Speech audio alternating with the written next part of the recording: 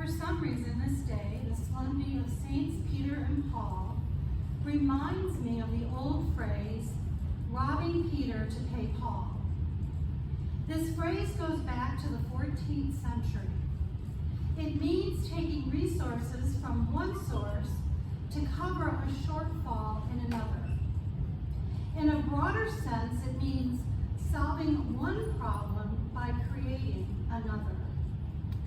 Here's a real-life illustration. Acquiring a new credit card to pay off an old credit card. We have to be careful doing that sort of thing. So, why drag Peter and Paul's names into this mess? Well, there are a couple of theories. One explanation goes back to medieval England. It is said that funds were diverted from St. Peter's Church in Westminster to pay for repairs to St. Paul's Cathedral in London. One can easily see how the phrase, robbing Peter to pay Paul, arose from that mid-historical event. Another theory is that Peter and Paul were simply common names, often paired together due to their shared feast day, today, and also the prominence as apostles. Also, Peter and Paul is an example of alliteration, which makes it easy to say and remember. No one is ever going to say, robbing Joe to pay Sam. No matter where the phrase came from, Peter and Paul are two giants of the church. They are the King Kong and Godzilla of the early church, with all the unnecessary destruction. Pope Leo the Great in the 5th century said they are dual pillars of the church.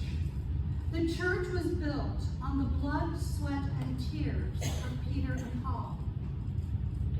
We just heard Jesus refer to Peter as the rock of the church, a play on words suggesting that Peter's confession of Jesus as the Christ or Messiah is the foundation or bedrock of the Christian faith. In Catholic tradition, Peter then becomes the basis of apostolic succession. We see the Bishop of Rome as the vicar of Peter. Peter is given the keys to the kingdom of heaven, which I playfully imagine to be the keys that unlock that proverbial pearly gates. One cannot deny Peter's role in the foundation and formation of the faith.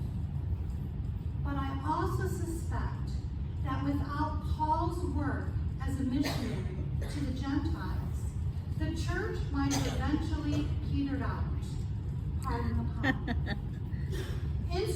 Interestingly, Peter may have been the first Jewish Christian to take the gospel to the Gentiles. You might remember the story where Peter, acting on a vision, delivers the gospel to the Roman centurion stationed at Caesarea.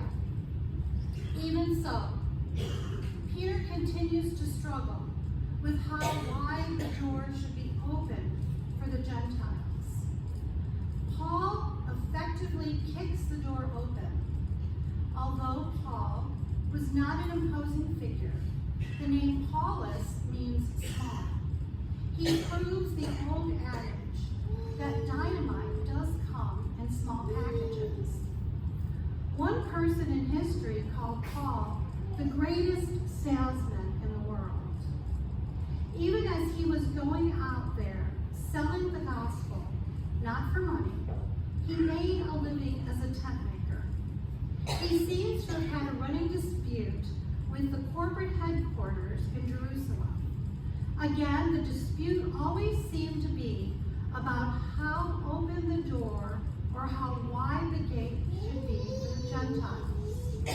Paul was not in favor of unnecessary stumbling blocks.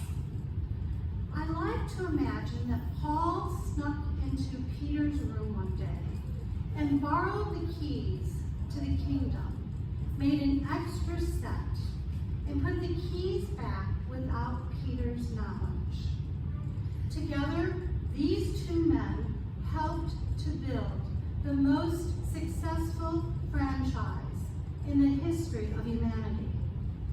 Without Peter's stability and ability to overcome his own insecurities, and without Paul's persistent pushiness, we might still be cowering to the whims of the Roman gods.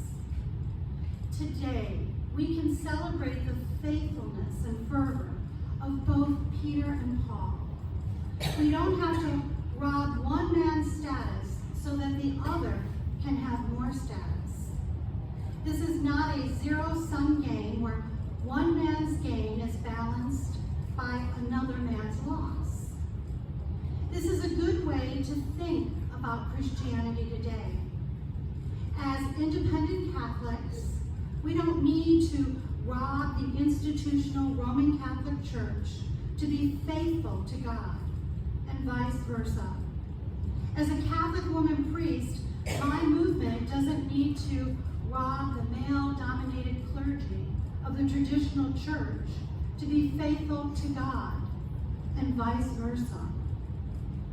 If we believe we all have a set of keys to the kingdom of heaven, then no one has to be robbed at all. Such is the legacy of Saints Peter